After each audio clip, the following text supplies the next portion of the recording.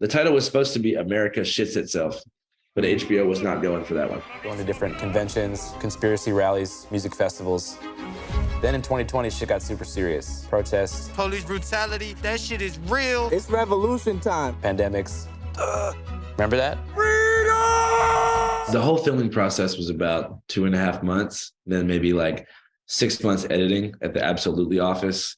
And then from there, I think it was probably like 1.5 years of like finding the right home for it. Took a while. Oh, the crew is always the same. It's me, Nick Moser, and Evan Gilbert Katz. It's always 3 of us. We shot on a Z90 Sony camera and then a wide A7 with the prime lens on it. In the process, probably like 500. I would estimate $25,000 in gas because we were driving a 1998 Winnebago that got 8 miles per gallon, and it was a diesel pusher, so not too good. This is the story of the events that led up to the January 6th Capitol riot.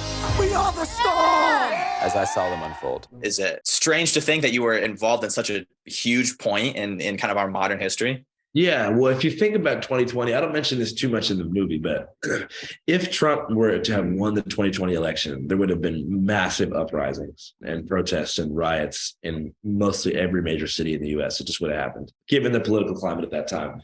Also, I knew beforehand that if Trump was to lose, his ego wouldn't be able to accept that, and he would mobilize his followers to overturn the election results. I knew that before I started making the movie.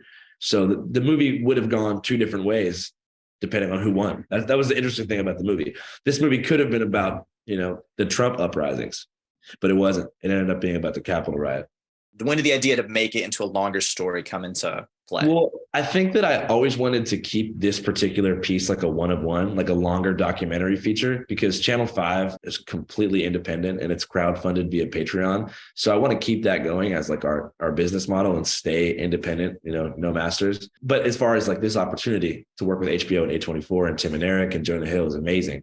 But I want to keep it as like one thing and separate from my actual media company, which is Channel 5. So I know Tim and Eric were in talks with you early on to make a TV series. That was with All Gas, I think, right? And then this kind of new thing came about. When did that shift happen? Eric Wareheim reached out to me via Instagram DM in the summer of 2020 while I was at a UFO conference in Nevada and asked me if I wanted to make a TV show.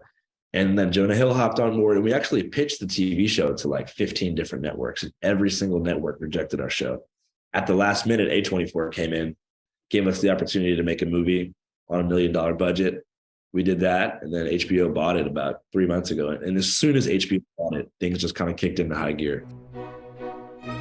You may have gone to bed thinking this election was headed one way, and then you woke up and saw things were different and trending increasingly in another direction. Woo! We saved the country! You interview a bunch of very wacky people. Do you see them as, close friends, acquaintances, like just kind of business relationships? Or how do you kind of keep that at kind of arm's length? When I'm interviewing people in the field, especially people who have fallen down the conspiracy rabbit hole, I try to look at things from a lens of radical empathy and trying to understand why people feel a certain way, as opposed to, trying to catch them in a contradiction and slam dunk on them and make them feel stupid. I try to urge people to have a deeper and more like thoughtful understanding of how people end up in this spot, and particularly how like media echo chambers create this type of conspiratorial thought. It's definitely not business related or personal. I think it's somewhere in between, because I do have a mission. I definitely make friends along the way. But yeah, I think the people that I interview are my friends. What's your mission? What would you say? My mission is to inspire other just civilian journalists, independent journalists to, take the power back from legacy media, especially mainstream media, and just tell the truth and share genuine stories from people without pushing a narrative. Like radical listening would be my main goal. Is it difficult to kind of take yourself out of the equation and just kind of let their words just hang and speak for themselves? Yeah, definitely. I mean, sometimes, especially when I know that someone is like blatantly spreading misinformation, it is hard for me to not just want to be like, hey, like where you read this was a fake article created by Russian bots on Facebook. But at the same time, I understand that when you disagree with these kind of people, especially when you're in their environment as an outsider, the moment that you disagree with their stance, you're labeled as like controlled opposition. That you're a psyop, you're from the other side, you're Antifa. So I'm very conscious to not express my political beliefs, especially in a militant rally context where there's guns and shit. No way. No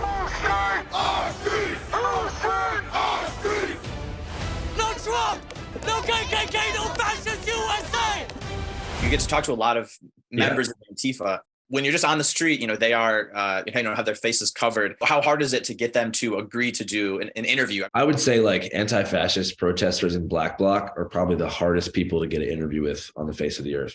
So yeah, it's hard to interview them, but like I kind of grew up in Seattle, like pretty familiar with like different protest groups. One of my first things I got involved with was like the John T. Williams protest, which is a Native man killed by Seattle police officer Ian Burke in 2011. I knew him. And so after that, I got involved with different groups like Seattle Solidarity and stuff. I mean, I sort of ended my career as a protester when I got involved in journalism, but I've always cared about police brutality, especially in the Pacific Northwest, where I'm from. And, Antifa, or as an idea, started mostly in Portland, Oregon with Rose City Antifa after the WTO riots. So it's like, it's kind of like my cultural background. Is that kind of what drove you to document these kinds of protests and rallies and movements? Yeah, I like being on like the front lines of history. I like bearing witness to like things that really affect the trajectory of society and like American life. I knew that being a journalist would give me access on all sides of the political spectrum to like history as it was unfolding. So to me, as someone who likes being involved and likes being there and like bearing witness to stuff, that was the only career path that I could see for myself. They've been sacrificing children to Moloch. Animal human clones? It's the Alex Jones part. I would love to know, I guess, just how did that first start? How did you get in touch with him for the interview? November of 2020, I met him because he was doing a speech at the White House, what I call the 1776 speech, where he was urging people to get Trump back in office by any means necessary. So I first met Alex Jones. I followed him around for a couple of days, couldn't really get a soundbite from him. Then I befriended a lot of his producers and just started hanging out with him, not even filming, just getting to know Alex a little bit. And finally, we set up an interview that we did at the InfoWars studio in Austin. And that's where the shirtless whiskey drinking scene took place. How did that kind of come about? It was a joint decision, but I mean, I saw that he had Jameson, and then also he had a full gym in the InfoWars studio. So I was like, hey, we should work out and drink some whiskey. And that's what we did. Was he a genuine person, or what was that? Yeah, I mean, he's pretty much the same. He's a red-blooded American.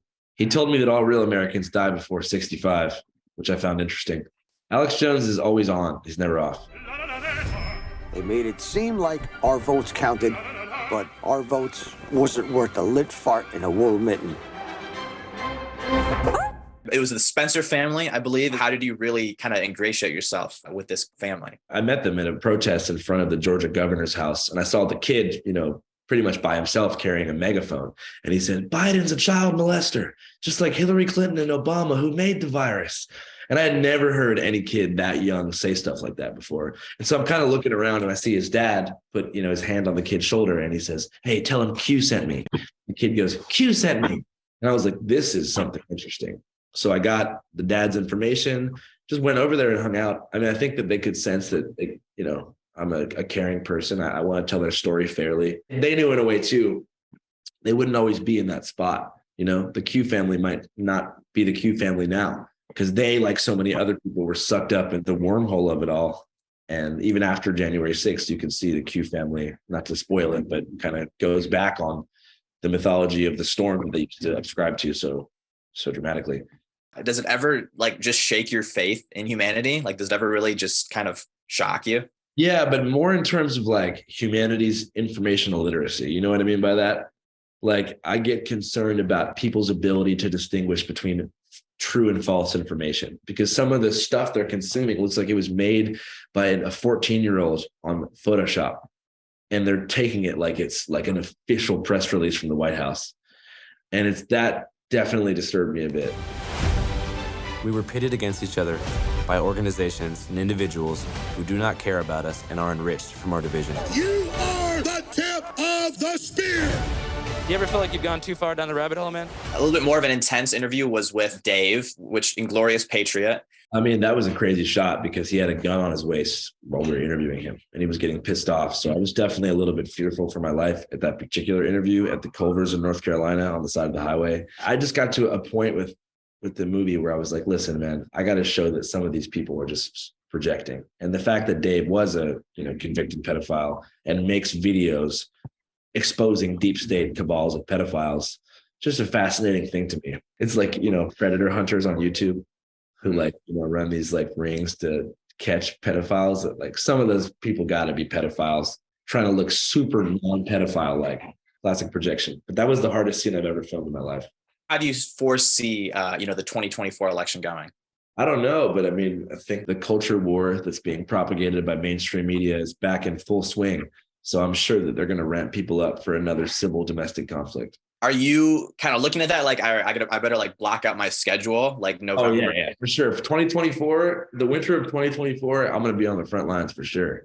Next election sounds great. This is only the beginning. What's the end? There is no end.